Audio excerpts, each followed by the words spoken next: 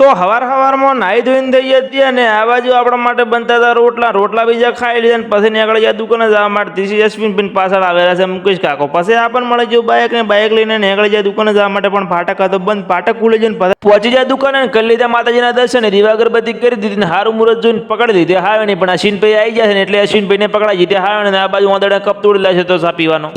પછી મેં અશ્વિને એક સાની પારી ઠપકાઈ દીધી એટલે કે સાનો કોટો સડાઈ જીતી.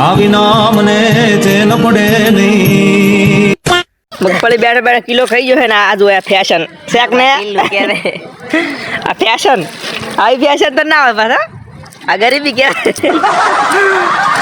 પછી મોહન અશ્વિનો આવી જાય હોટલમાં ખાવાને એન્ડ ધીસ ઇઝ હર્ષો. તો ખાવાનું આવી ગયું ને અરે તો લુખી રોટલી એકલી ખાઈ રહ્યો છે અને કોણ તમે લે કો ના કરે મારે ખાસ મારા હાથની ખોટી હમણાં બધી ભરપરી શાહમાં ખાવા ઘણા વર્ષો પછી દાળ ભાત મને ખાવા મળશે.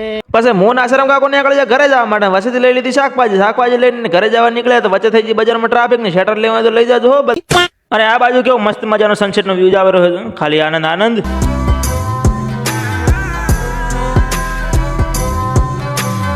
તો ફાઇનલી આપણે પહોંચી ગયા ઘરે ને જોઈ લો આપણું ઘર નાનું એવડું ઝૂંપડું છે. બેટે શું કર હે?